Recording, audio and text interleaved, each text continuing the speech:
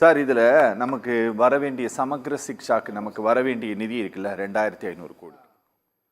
இந்த இந்த தீர்ப்பு சார் பார்லிமெண்ட் கமிட்டி கூட சொல்லியிருக்கு நீங்க பணம் கொடுக்கணும் அப்படின்னு சொல்லிட்டு. இந்த தீர்ப்பு ஏதாவது ஒரு வகையில் அதை நாம் பெறுவதற்கு உதவி செய்யுமா சார்? அதாவது முதல்ல வந்து தடை இல்லாம கேட்கிறேன், கொடுத்துதான் ஆகணும், அவங்க தடை இல்லாமல் பெறுவது. 2162 கோடி நிறுத்தி வைத்தது தவறு என்று இது உணர்த்துகிறது. ஓகே. அது மட்டுமல்லாமல் ஆர்டி ஆக்டில் மெட்ரிகுலேஷன் பள்ளிகளுக்கு ஏழ்மையான குழந்தைகளுக்கு 25% அந்த அமௌண்ட் வந்து 617 கோடி பெண்டிங்கில் இருக்கு. அதுவும் தவறு என்று உச்சநீதிமன்றம் நமக்கு உணர்த்தாமல் உணர்த்தி இருக்கிறது. இந்த தீர்ப்பின் மூலமாக ஒன்று, அதாவது உச்சநீதிமன்றத்தால் சட்டத்தால் அங்கீகரிக்கப்படாத ஒரு தேசிய கல்விக் கொள்கையானது இன்னைக்கு வந்து எங்கே கொண்டு போய் விட்டுருக்குது? 2019 ஆர்டிஇயில் அமெண்ட்மெண்ட்டில் கொண்டு போய் விட்டுருக்காங்க. அதாவது ஆல் பாஸை எடுத்தாச்சு, 358க்கு வந்து நீங்கள் தேர்வு வைக்கணும். அதில் வைக்கக்கூடிய 2019 16A அதில் பண்ணியிருக்கக்கூடிய சட்ட திருத்தமானது சிபிஎஸ்இ பள்ளிகளுக்கு மட்டுமல்ல, எல்லா பள்ளிகளுக்கும் பொருந்தும். அது வந்து சென்ட்ரல் ஆக்டில் வரக்கூடிய ஒரு திருத்தமானது இன்னைக்கு உச்சநீதிமன்றம் சொல்லுகிறது ஆர்டிகல் 32 ஆர்டிகல் 32 பிரகாரம் இது வந்து அடிப்படை உரிமையை பாதிக்கல, எனவே அதை பேஸ் பண்ணி யாரும் இங்கே பாதிக்கல, எனவே நாங்கள் அதன் அடிப்படையில் உங்களுக்கு தள்ளுபடி பண்ணுறேன் நான். அதாவது முதல்ல வந்துங்க அவர் பிஜேபி நண்பர் சொன்னார், அவர் வந்து சுய விளம்பரத்துக்காக பண்ணியிருக்கிறாரோ எங்கே பண்ணியிருக்காரோ அது வேறு விஷயம். சமஸ்கிருதம் 4/12 ஆர்டி, அதாவது தேசிய கல்விக் கொள்கையினுடைய chapter 4.12 3 language policy, chapter 4.17 Samskritam Sanskrit will thus he offered at all levels of school and higher. எதுக்கு அப்படின்னா சான்ஸ்கிரிட் நாலேஜ் சிஸ்டம் அப்படின்னு நம்ம வந்து சொல்லி வச்சிருக்கிறாங்க. இது வந்து இந்தி கிடையாது. சமஸ்கிருதத்தை பள்ளிகளுக்கு கட்டாயமாக தொடக்க கல்வி முதல் உயர்கல்வி வரைக்கும் சமஸ்கிருதத்தை சொல்லிக் கொடுக்கணும். ஏன் அப்படின்னு சொன்னால் அதிலே வந்து நிஷ்காம கர்மா இருக்கிறது, சனாதன தர்மம் இருக்கிறது, குலக்கல்வி. நான் சொல்கிறத வந்து தயவு செய்து ஸ்டெப் பை ஸ்டெப்பாக பார்க்குறோம். ஏன்னா அவர் நீதிபதி அவர்கள் ஃபண்டமெண்டல் ரைட்டை சொன்னதுனால நான் அங்கிருந்து வரேன். ஃபண்டமெண்டல் ரைட்டுக்கு எதிராக இவங்களுடைய ப்ரோக்ராம் இருக்கு. அடிப்படை உரிமைகளுக்கு எதிராக உரிமைகளுக்கு எதிராக இருக்கிறது. எப்படி நீங்கள் வந்து நிஷ்காம கர்மான்னு சொல்லிட்டீங்க. ஏன் நம்ம சமஸ்கிருதம் படிக்கணும்?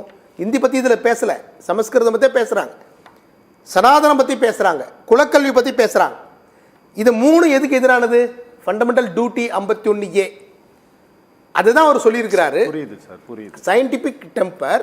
அப்போ நீங்கள் ஃப்ரம் த பிகினிங் ஃபஸ்ட்டு பேஜில் வந்து இந்த ஆர்டி, அதாவது இந்த தேசிய கல்விக் கொள்கை முதல் பக்கத்தில் என்ன கொடுத்துருக்காங்க அப்படின்னா ஏஐ ஆர்டிஃபிஷியல் அதாவது இன்டெலிஜென்ஸ் எல்லாம் நாங்கள் பற்றி பேச போகிறோம் அப்படி எப்படின்னு அப்படியே வர்ணிச்சிட்டு வராங்க.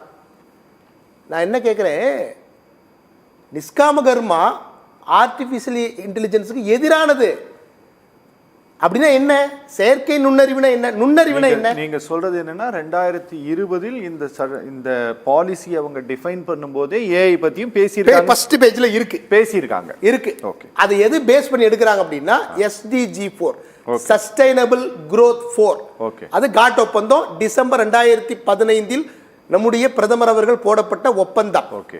அந்த ஒப்பந்தத்துல ஏஐ பத்தி நீங்க சொல்லி கொடுக்கணும். பாலிசில வந்திருக்குன்னு சொல்றீங்க. ஃபர்ஸ்ட் பேஜ்ல இருக்கு. அரசாங்கம் எவ்வளவு ஃபண்ட் ஒதுக்கி இருக்காங்கங்கறத நான் சொல்றேன். அதாவதுங்க நீங்க ஏஐன்னு சொல்றீங்கல்ல, ஆனா நுண்ணறிவுனா என்ன?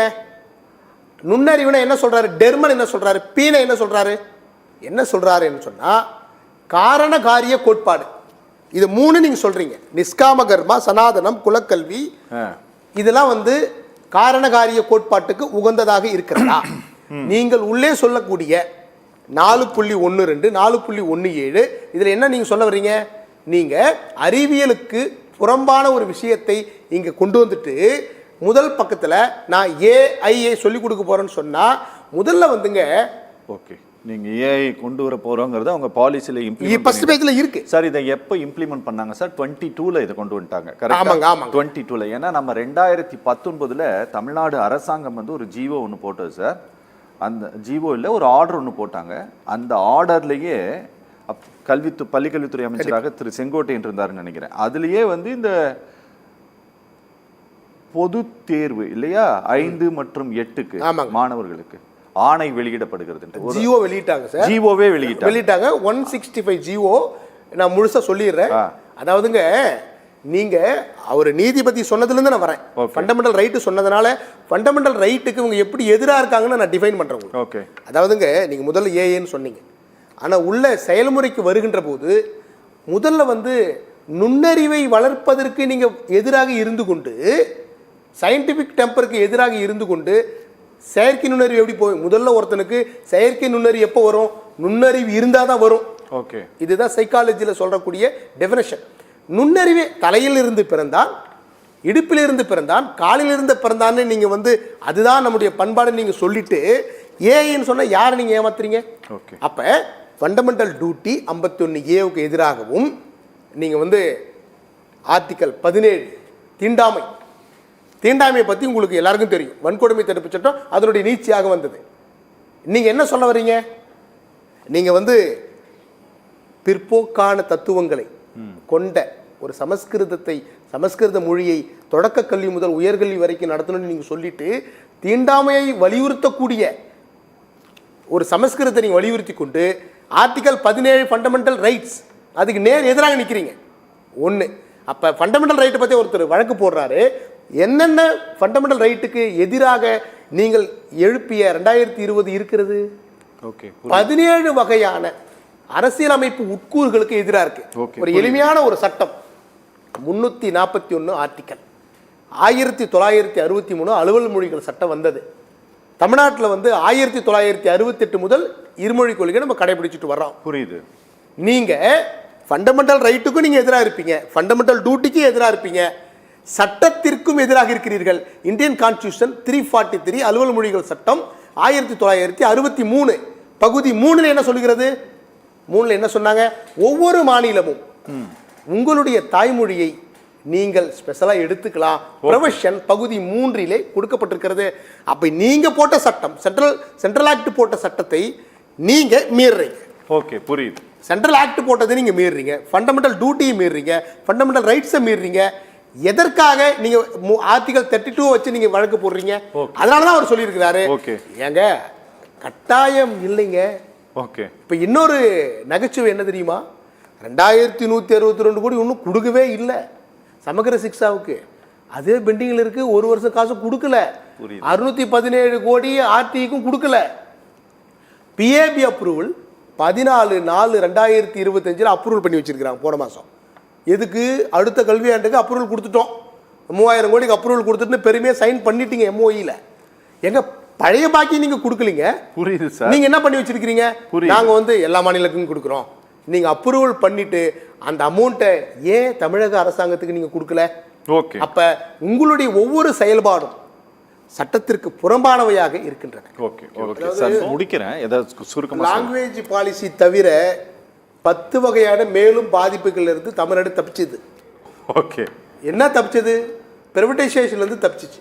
கரெக்ட். பிரைவேடைசேஷன் வந்து 7.10 சாப்டர் 7.10.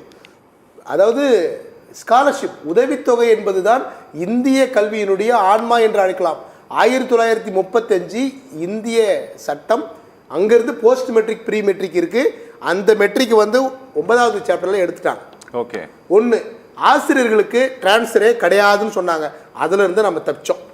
நீங்க வந்து சிபிடின்னு சொல்லிட்டு ஒரு எக்ஸாம் வச்சு எக்ஸாம் எழுதி தேர்வு பெற்றாதான் உங்களுக்கு இன்க்ரிமெண்ட் இருக்கு, இன்சென்டிவ் இருக்கு, ப்ரமோஷன் இருக்கு. அதுல இருந்து நாங்க தப்பிச்சோம். ஒன்று. இன்னொன்று, டிரான்ஸ்ஃபர் போயிடுச்சு, பதவி உயர்வு போயிடுச்சு, இடஒதுக்கீடு சோசியல் ஜஸ்டிஸ் தான் இந்தியன் கான்ஸ்டிடியூஷன் மிக மிக முக்கியமானது. அதை கிடையாது. 45 SC/ST கல்வி கிடையாது, பெண் கல்வி கிடையாது, ஊனமுற்ற அதாவது மாற்றுத்திறனாளிகளுக்கு உங்களுக்கு வந்து சலுகை கிடையாது. இப்படி 10 வகையான ஆபத்திலிருந்து நம்முடைய தமிழகம் தப்பித்தது. இதை கடைபிடித்து அனைத்து நிறைவாக மாநிலங்களும் ஒரே ஒரு தப்பிக்க கருத்தை வேண்டும் ஒரே ஒரு என்பது கருத்தை பதிவு என்னுடைய பண்றேன். பணிவான வேண்டுகோள். அண்ணா